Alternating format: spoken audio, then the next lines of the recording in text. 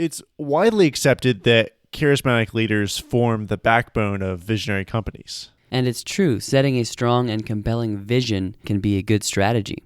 Well, the limitation is can be. It's not always the case. This week's book dives into core principles that have set 18 of the best American companies apart. Over the past century, these companies outperformed the stock market by a factor of 15. We're talking about companies like American Express, Boeing, and Hewlett-Packard. Interestingly, their competitors were also highly successful. But they are not as prominent today, like Wells Fargo, McDonnell Douglas, and Texas Instruments. The short-lived success wasn't for lack of visionary leadership, though. What truly set these companies apart was the vision itself, not the leader. So join us as we unpack the surprising factors that can make and break business success. It's time for Built to Last, Successful Habits of Visionary Companies.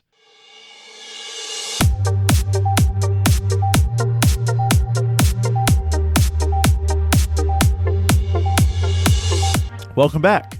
You're listening to Motivation Minute, where we unravel the timeless truths in that stack of books you've been wanting to read so that you don't have to.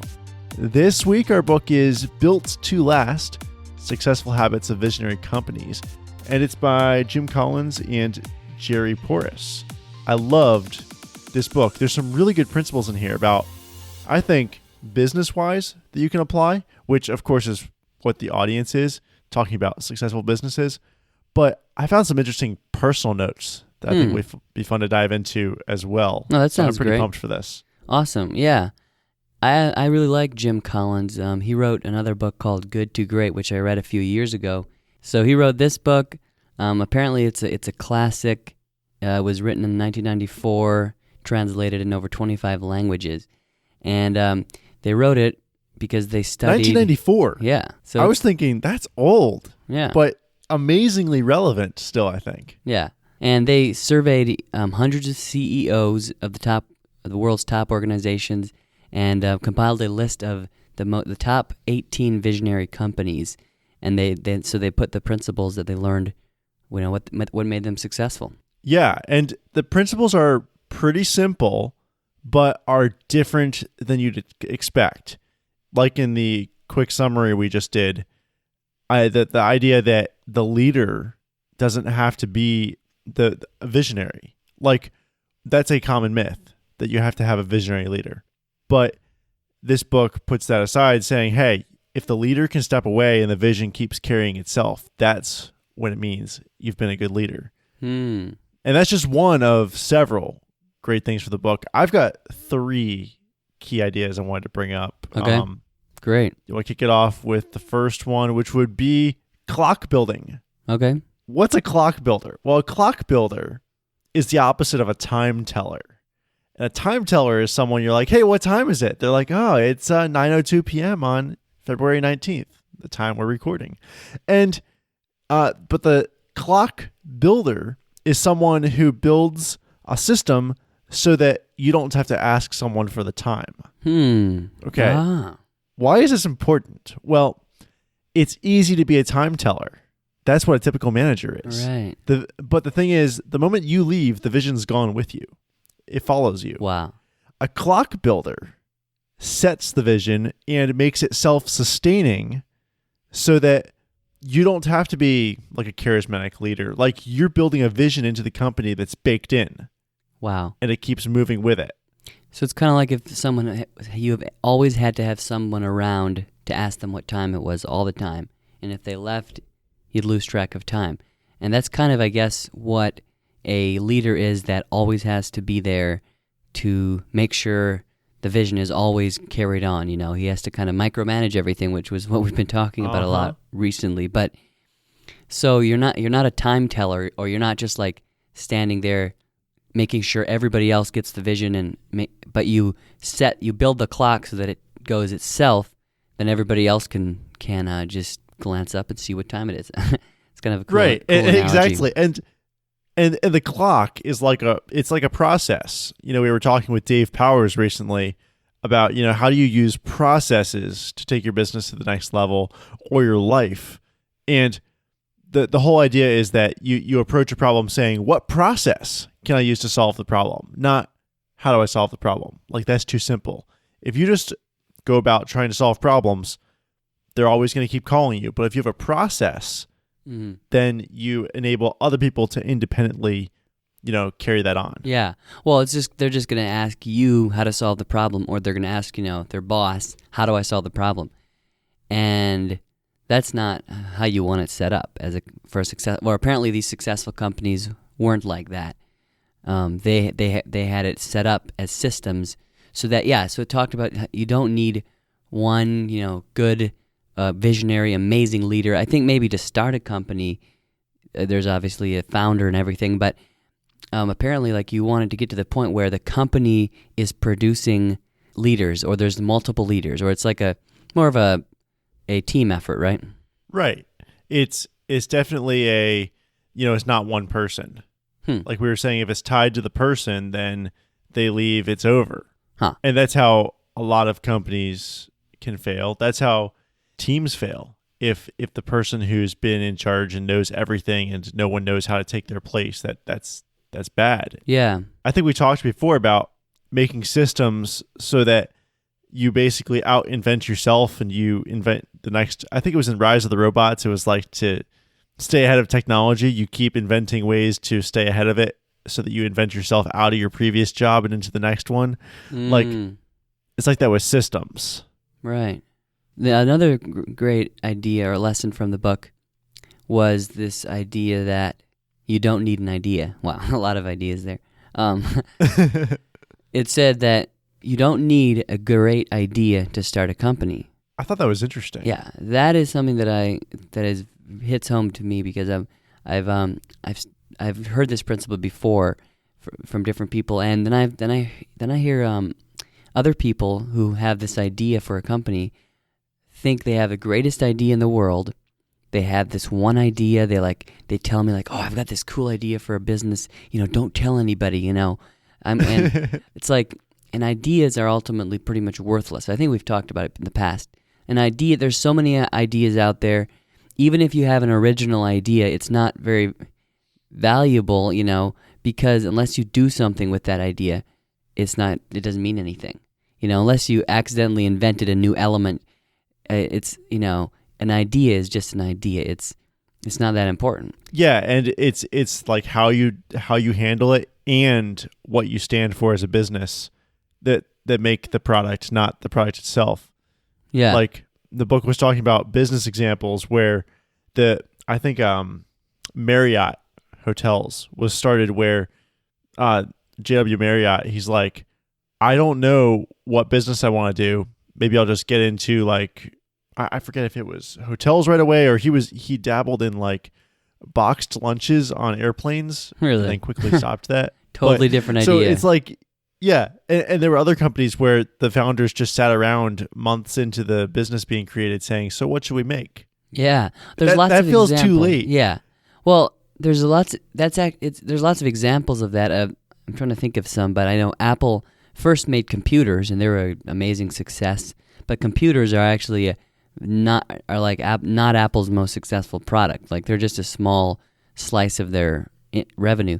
It's mostly smartphones, and that wasn't invented till way later in the company. True. You come up with ideas as you go. People are scared to start because they think they need a good idea. No, you don't need a good idea. You just need to start on something, on any idea, anything that's just a valuable service or product for people. It doesn't have to be an amazing idea. You just start, and then as you go, you invent ideas. So it said the great companies are constantly turning out new ideas and generating more ideas, and that's how they're like. A lot of companies will come up with new products. Like you get ideas as you go. You don't have it never works out where you have this amazing idea and then you start and then you're just an overnight success.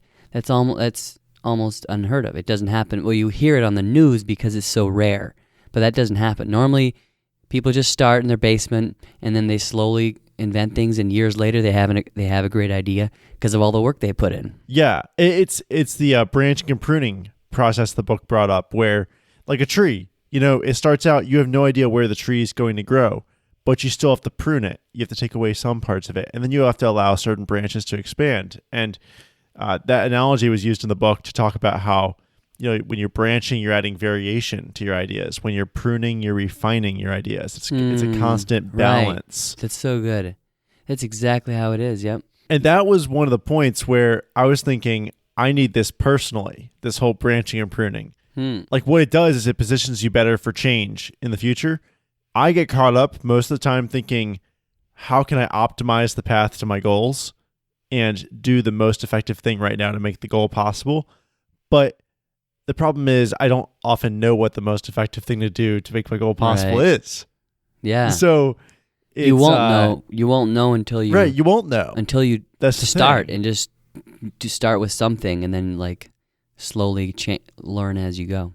Exactly, and that's kind of what I got out of reading that even personally, that you need that perspective of branch and prune because you have to branch some places and some branches aren't going to make it, but that's part of the process. Mm-hmm. It's pretty simple. Like you start small.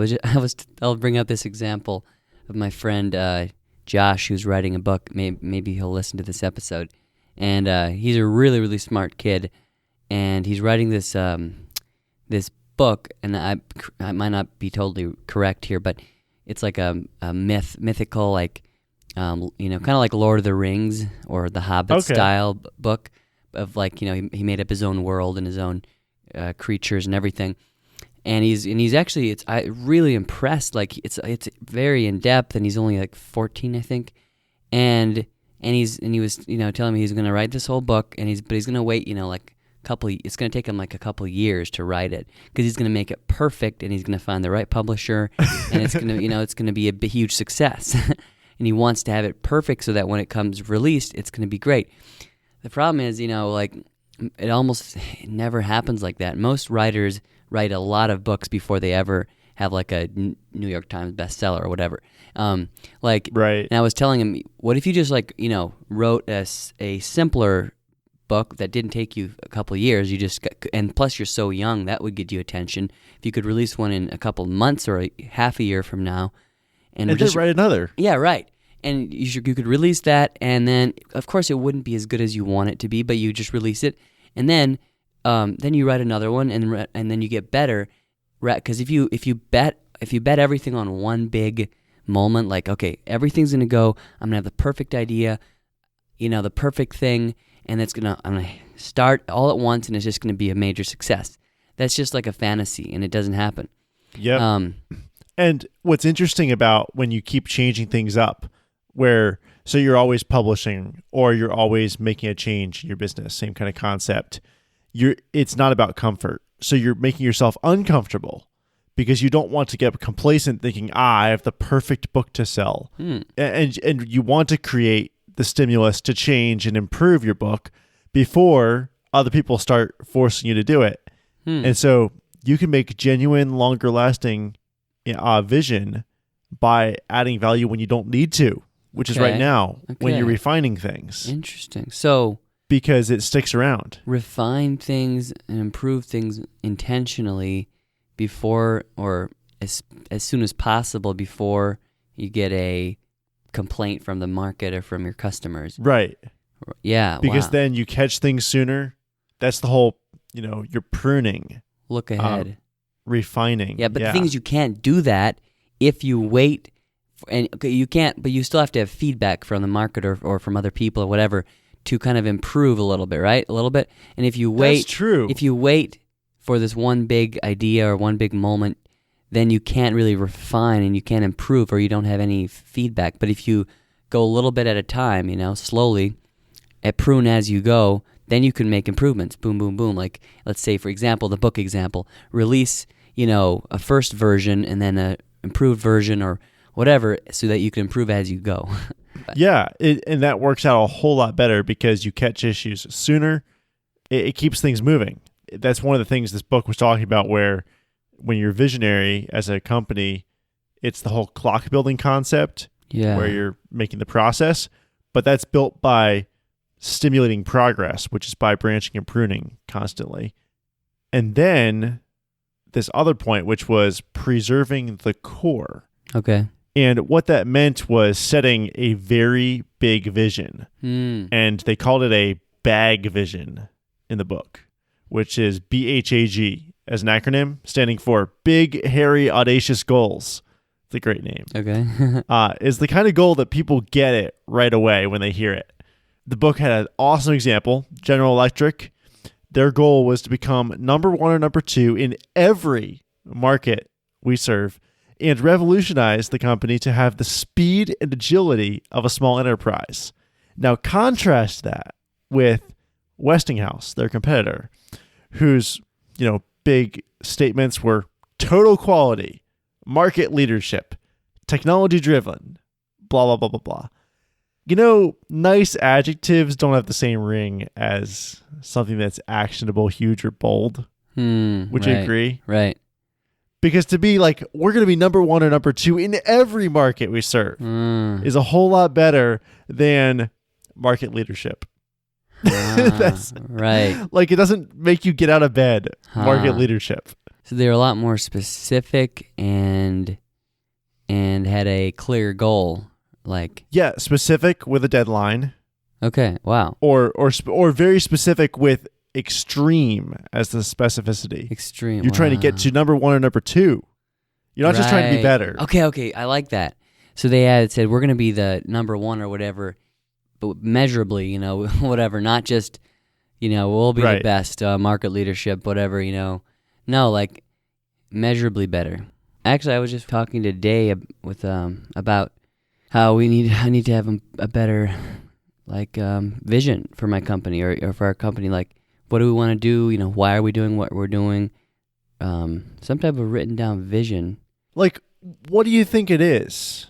Is the core vision video, which is the main business you have going? Or what do you think the core vision is? Is it relationships with people through video? Is video the avenue to accomplish your vision, or is video the vision? Yeah, I guess I haven't really spent too much time. I mean, I know in the past I wrote down the goal is to help other people get more customers or more business by using video. So that's the avenue of video, right? Yeah, but having a bigger vision or a bigger reason, or even just in general, having a reason of why you're doing what you're doing. What do you ultimately want to achieve? Your vision should be who you are almost, and then that kind of shows you what to do. And that's what I learned from the book. Yeah, I really took away that there was the principle that your product is so much less than what your vision is. So similar concept. The idea isn't so important. It's the vision behind it that is the key, because that drives everything. And if you don't have a solid vision, something that that grabs people, that hooks them, it's not even worth pursuing your business. Yeah, and you have to have it written down, or you kind of forget it. Yeah.